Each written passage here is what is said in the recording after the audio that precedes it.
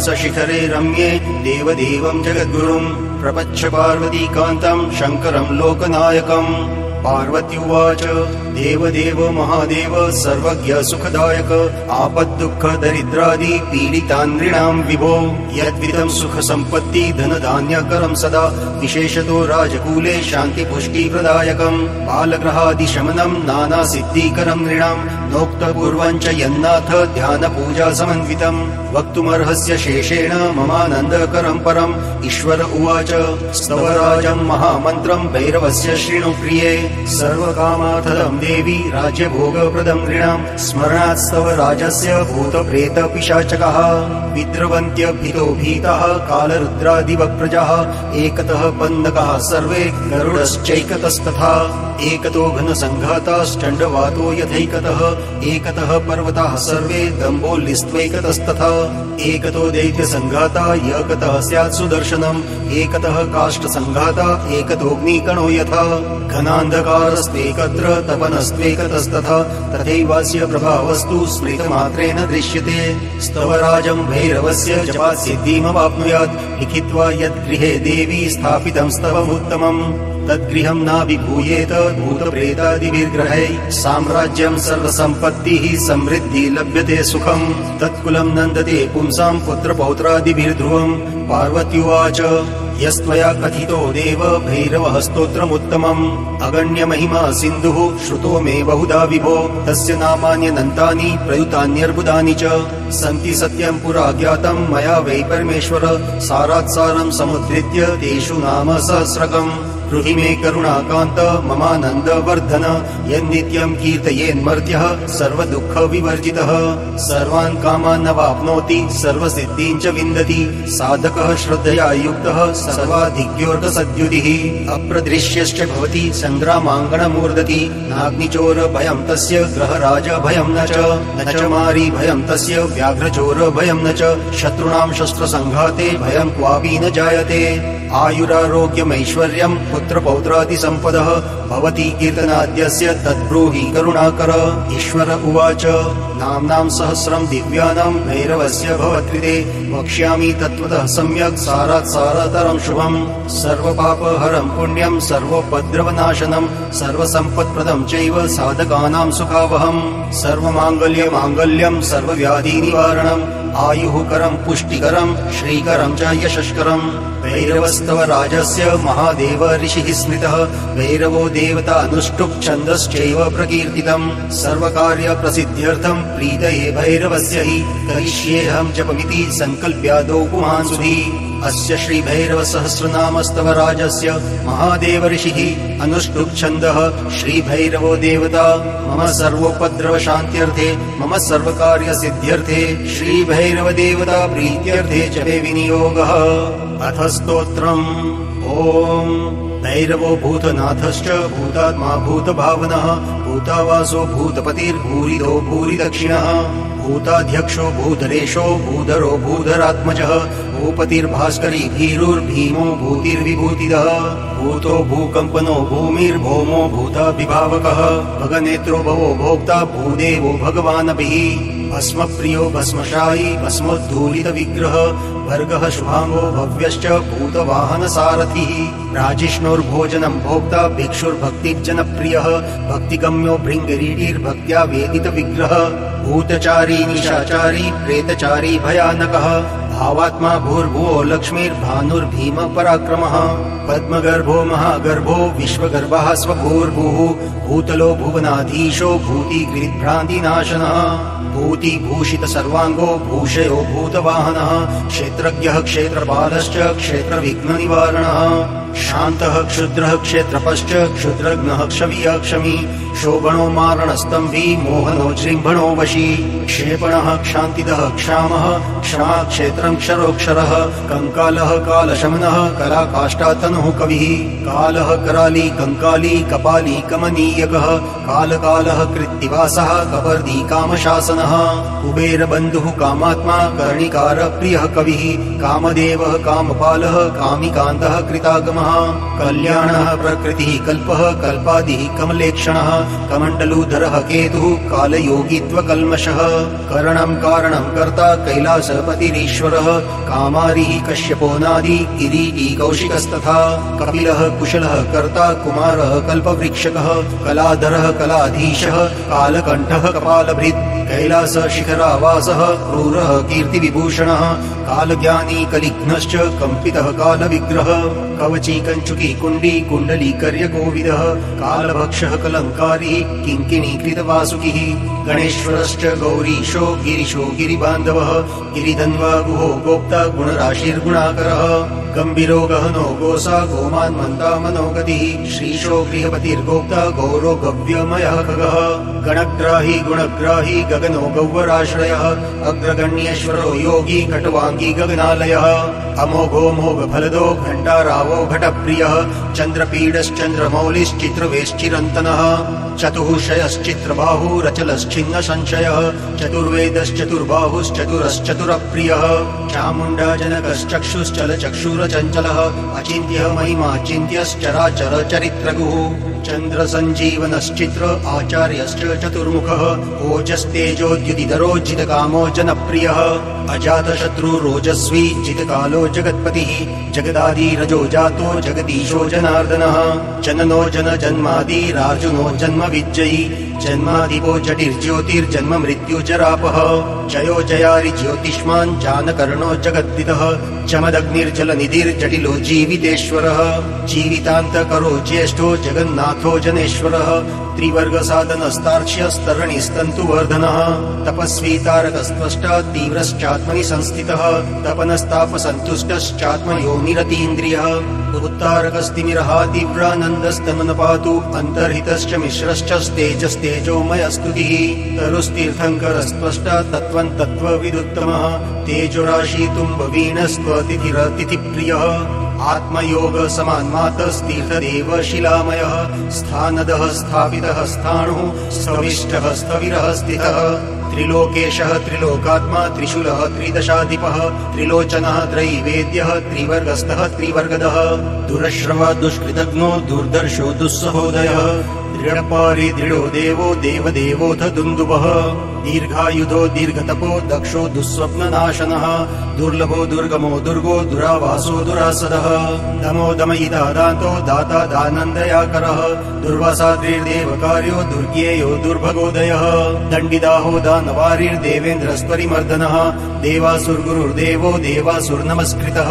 देवासुर्महामन्त्रो देवासुर्महाश्रयः देवादिदेवो देवर्षि देवासुर्वरप्रदः देवासुरेश्वरो देव्यो देवासुर्महेश्वरः सर्वदेवमयो दण्डो देवसिंहो दिवाकरः दम्भो दम्भो महादम्भो दम्भ कृद्दम्भमर्दनः दर्पघ्नो दर्पदो दप्तो दुर्जयो दुरतिक्रमः देवनाथो दुराधर्षो दैवज्ञो देवचिन्तकः दक्षारिर्देवपालश्च दुःखदारिद्र्यहारकः अध्यात्मयोगनिरतो धर्मशत्रु धनुर्धरः धनाधिपो धर्मचारी धर्मधन्वा धनागमः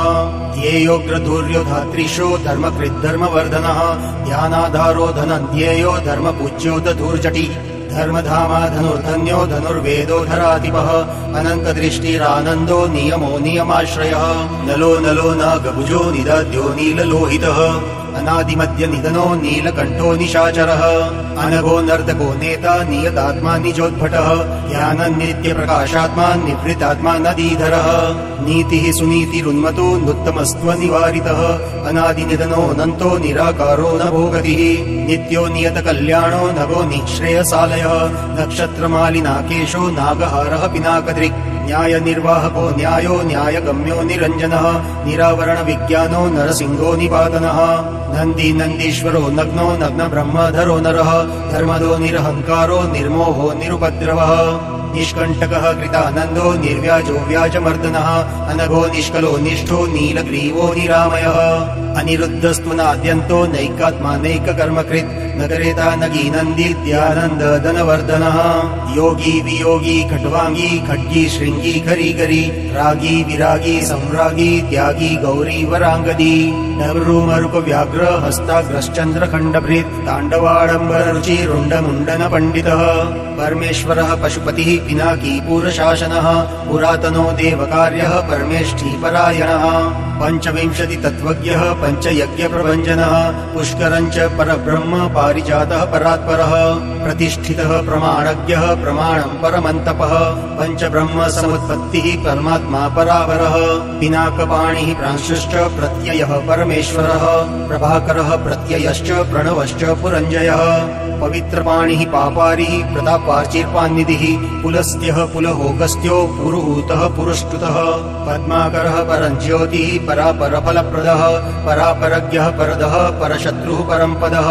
पूर्णः पूर्णयिता पुण्यः पुण्यश्रवणकीर्तनः पुरन्दरः पुण्यकीर्तिः प्रमादी पापनाशनः परशीलः परगुणः पाण्डुरागः पुरन्दरः परार्थवृत्तिः प्रभवः पुरुषः पूर्वजः पिता पिङ्गलः पवनः प्रेक्षः प्रतप्तः पूषदन्तः परमार्थगुरुः प्रीतः प्रीतिमांश्च प्रतापनः पराशरः पद्मगर्भः परः परपुरञ्जयः उपद्रवः पद्मकरः परमार्थैकपण्डितः महेश्वरो महादेवो मुद्गलो मधुरो मृदुः मनश्शायी महायोगी महाकर्मा महोषधम् महर्षिः कपिलाचार्यो मृगव्याधो महाबलः महानिधिर्महाभूतिर्महानीतिर्महामतिः महारिदो महागर्तो महाभूतो मृतोपमः अमृतांशो मृतवपुर्मरीचिर्महिमालयः महातमो महाकायो मृगबाणार्पणो मलः महाबलो महातेजो महायोगी महामनः महामायो महासत्त्वो महानादो महोत्सवः महाबुद्धिर्महावीर्यो महाशक्तिर्महाद्युतिः उन्मत्तकीर्तिरुन्मत्तो माधवीनमितो मतिः महाशृङ्गो मृतो मन्त्रो माङ्गल्यो मङ्गलप्रियः अमोघदण्डो मध्यस्थो महेन्द्रो मोघविक्रमः अमेयोरिष्टमथनो मुकुन्दस्त्वमयाचलः मातामहो मातरिश्वा मणिपूरो महाशयः महाश्रयो महागर्भो महाकल्पो महाधनुः मनो मनोजवो मानी मेरुमेद्यो मृदो मनुः महाकोशो महाज्ञानी महाकालः कलिप्रियः महाबटुर्महात्यागी महाकोशो महागतिः शिखण्डी कवची शूली जटी मुण्डी च कुण्डली मेखली कञ्चुकी खड्गी माली मायी महामणिः महेश्वासो महीभर्ता महावीरो महीभुज मखकर्ता मखध्वंसी मधुरो मधुरप्रियः ब्रह्मसृष्टिर्ब्रह्मवीर्यो बाणहस्तो महाबली कालरूपो बलोन्मादी ब्रह्मण्यो ब्रह्मवर्चसी बहुरूपो बहुमायो ब्रह्मा विष्णु शिवात्मकः ब्रह्मगर्भो बृहद्गर्भो बृहज्ज्योतिर्बृहत्तरः बीजाध्यक्षो बीजकर्ता बीजाङ्गो बीजवाहनः ब्रह्म ब्रह्मविदो ब्रह्म ब्रह्मज्योतिर्बृहस्पतिः बीजबुद्धि ब्रह्मचारी ब्रह्मण्यो ब्राह्मणप्रियः युगादिकृद्युगावर्तो युगाध्यक्षो युगापः यज्ञो यज्ञपतिर्यज्वा यज्ञाङ्गो यज्ञवाहनः योगाचार्यो योगगम्यो योगी योगश्च योगवित् योगाङ्गो योगसारङ्गो यक्षो युक्तिर्यमो यमी रौद्रो रुद्र ऋषि राहु रुचिर्त्वं रणप्रियः अरोगो रोगहारी च रुधिरो रुचिराङ्गदी लोहिताक्षो ललाटाक्षो लोकदो लोककारकः लोकबन्धुर्लोकनाथो लक्षणज्योथ लक्षणः लोकमायो लोककर्ता लोल्यो ललित एव च वरीयान् वरदो वन्द्यो विद्वान् विश्वामरेश्वरः वेदान्तसार सन्देहो वीतरागो विशारदः विश्वमूर्तिर्विश्ववेद्यो वामदेवो विमोचकः विश्वरूपो विश्वपक्षो वागीशो वृषवाहनः वृषाङ्कोऽथ विशालाक्षो विश्वदीप्तिर्विलोचनः विलोको विश्वदृग्विश्वो विजितात्मा लयः पुमान् व्याघ्रचर्मधरो वाङ्गी वाङ्मयैक विधिर्विभुः वर्णाश्रम गुरुवर्णी वरदो वायुवाहनः विश्वकर्मा विनीतात्मा वेदशास्त्रार्थ तत्त्ववित् वसुर्वसुमना व्यालो विरामो विमदः कविः विमोचकश्च विजयो विशिष्टो वृषवाहनः विद्येशो विबुधो वादी वेदाङ्गो वेदविन्मुतिः विश्वेश्वरो वीरभद्रो वीरासन विधिर्विराट् व्यवसायो व्यवस्थानः वीरचूडामणिर्वरः वालकिल्यो विश्वदेहो विरामो वसुधो वसुः विरोचनो वररुचिर्वेद्यो वाचस्पतिर्गतिः विद्वत्तमो वीतभयो विश्रुतिर्विमलोदयः वैवस्वतो वसिष्ठश्च विभूतिर्विगतज्वरः विश्वहर्ता विश्वगोप्ता विश्वमित्रो द्विजेश्वरः विश्वोत्पत्तिर्विश्वसहो विश्ववासो वसुश्रवः विश्वरूपो वज्रहस्तो विपाको विश्वकारकः वृषदर्शो व्यासकल्पो विशल्पो लोकशल्यहृत् विरूपो विकृतो वेगी विरिञ्चिर्विष्टरश्रवः अव्यक्तलक्षणो व्यक्तो व्यक्ताव्यक्तो विशाम्पतिः विबुद्धोऽग्रकरो वेदो विश्वगर्भो विचक्षणः विषमाक्षो विलोमाक्षो वृषभो वृषवर्धनः वित्तप्रदो वसन्तश्च विवस्वान् विक्रमोत्तमः वेद्यो वैद्यो विश्वरूपो विविक्तो विश्वभाजनम् विषयश्चो विविक्तश्चो विद्याराशिर्वियत्प्रियः शिवः सर्वः सदाचारः शम्भुरीशान ईश्वरः श्रुतिधर्मान् संवादी सहस्राक्षः सहस्रपात् सर्वज्ञः सर्वदेवश्च शङ्करः शूलधारकः सुशरीरः स्कन्दगुरुः श्रीकण्ठः सूर्यतापनः ईशानो नीलयः स्वस्ति सामवेदस्त्वथर्ववित् नीतिः सुनीतिः श्रद्धात्मा सोमः सोमतरः सुखी सोमपामृतपः सौम्यः सूत्रकारः सनातनः शाखो विशाखो सम्भाव्यः सर्वदः सर्वगोचरः सदाशिवः समावृत्तिः सुकीर्तिश्छिन्न संशयः सर्वावासः सदावासः सर्वायुधविशारदः सुलभः सुव्रतः शूरः शुभाङ्गः शुभविग्रहः सुवर्णाङ्गः स्वात्मशत्रुः शत्रुजिच्छत्रुतापनः शनिः सूर्यः सर्वकर्मा सर्वलोक प्रजापतिः सिद्धः सर्वेश्वरः स्वस्ति स्वस्ति कृत् स्वस्ति भूस्वदा वसुर्वसुमनः सत्यः सर्वपापहरोहरः सर्वादिः सिद्धिदः सिद्धिः सत्त्वावासश्चतुष्पथः संवत्सरकरः श्रीमान् शान्तः संवत्सरः शिशुः स्पष्टाक्षरः सर्वहारी सङ्ग्रामः समराधिकः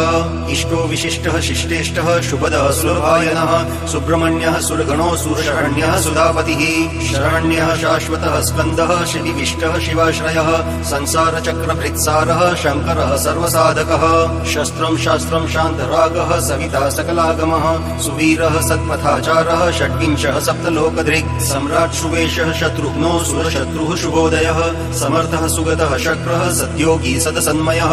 शास्त्रनेत्रं मुखं श्मश्रु स्वाधिष्ठानं षडाश्रयः अपोः सत्यपतिर्वृद्धः शमनं शिखिसारथिः सुप्रतीकः सुवृद्धात्मा वामनः सुखवारिधिः सुखानीडः सुनिष्पन्नः सुरभिः सृष्टिरात्मकः सर्वदेवमयः शैलः सर्वशस्त्रप्रभञ्जनः शिवालयः सर्वरूपः सहस्रमुखनासिका सहस्रबाहुः सर्वेषां शरण्यः सर्वलोकधृक् इन्द्रेशः सुरसव्यासः सर्वदेवोत्तमोत्तमः शिवध्यानरतः श्रीमान् शिखिः श्रीचण्डिकाप्रियः श्मशाननीलयः सेतुः सर्वभूतमहेश्वरः सुविशिष्टः सुराध्यक्षः सुकुमारः सुलोचनः सकलः स्वर्गतः स्वर्गः सर्गः स्वरमयः स्वनः सामगः सकलाधारः सामगानप्रियः शिखिः सद्गतिः सत्कृतिः शान्तः सद्बुद्धिः सत्परायणः शुचिस्मितः प्रसन्नात्मा सर्वशस्त्रामृताम्बरः सर्वावासः स्तुतस्त्वष्टा सत्यव्रतपरायणः श्रीवल्लभः शिवारम्भः शान्तभद्रः सुमानसः सत्यवान् सात्विकः सत्यः सर्वजिच्छ्रुतिसागरः सहस्रार्चिः सप्तजिह्वः सप्तावरमुनीश्वरः संसारसारथिः शुद्धः शत्रुघ्नः शत्रुतापनः सुरेशः शरणं शर्म सर्वदेवः सताङ्गतिः सद्रितो व्रतसिद्धिश्च सिद्धिदः सिद्धिसाधनः शान्तबुद्धिः शुद्धबुद्धिः स्रष्टा स्तोतास्तव प्रियः रसज्ञः सर्वसारज्ञः सर्वसत्त्वावलम्बनः स्थूलः सूक्ष्मः सुसूक्ष्मश्च सहस्राक्षः प्रकाशकः सारमेयानुगः सुभ्रुः प्रौढबाहुः सहस्रदृक् गृहात्मको रुद्ररूपी वषट्स्वरमयः शशि आदित्यः सर्वकर्ता च सर्वायुः सर्वबुद्धिदः संहृष्टस्तु सदा पुष्टो दुर्धरो रक्तलोचनः पादुका सिद्धिदः पाता पारुष्य विनिषूदनः अष्टसिद्धिर्महासिद्धिः परः सर्वाभिचारकः भूतवेतालघाती च वेतालानुचरो रविः कालाग्निः कालरुद्रश्च कालादित्यः कलामयः कालमाली कालकण्ठस्त्र्यम्बकस्त्रीपुरान्तकः सर्वाभिचारी हन्ता च तथा कृत्यानिषूदनः आन्त्रमाली घण्टमाली स्वर्णाकर्षण भैरवः फलश्रुतिः नाम्नां सहस्रं दिव्यानां भैरवस्य महात्मनः मया ते कथितं देवी रहस्यं सर्वकामदम् भैरवस्य वरारोहे वरं नाम सहस्रकं पठते पाठयेद्यस्तु शृणुयात्सु समाहितः न तस्य दुरितं किञ्चिन्न मारी भयमेव च न च भूतभयं किञ्चिन्न रोगाणां भयं तथा न पातकात् भयं चैव शत्रुतो न भयं भवेत् मारी भयं चोर भयं नाग्निव्याघ्रादिजं भयम् औत्पादिकं महाघोरं पठते यो विलीयते दुःस्वप्नजे राजभये विपत्तौ घोरदर्शने स्तोत्रमेतत् पठेत् विद्वान् सर्वदुःखोगनाशनं सर्वप्रशममायाति सहस्रपरिकीर्तनात् एककालं द्विकालं वा त्रिकालमथवानिशि पठेद्यो नियताहारः सर्वसिद्धि च विन्दति भूमिकामो भूतिकामः षण्मासं च जपेत्सुधिः प्रतिकृत्या विनाशार्थं जपेत् त्रिशतमुत्तमम् मासत्रयेन सर्वेषां रिपुणामन्तको भवेत् मासत्रयं जपेत् देवी निशि निश्चलमानसः धनं पुत्रान् तथा दारान् प्राप्नुयान्नात्र संशयः महाकारागृहे बद्ध पिशाचै परिवारितः निगडे शृङ्खलाभिश्च बन्धनं परमं गतः पठेत् देवी दिवा रात्रो सर्वान् कामान् न वाप्नुयात् शतमावर्तनात् देवी पुरश्चरणमुच्यते यं यं कामयते कामं तं तं प्राप्नोति निश्चितम् सत्यं सत्यं पुनः सत्यं सत्यं सत्यं पुनः पुनः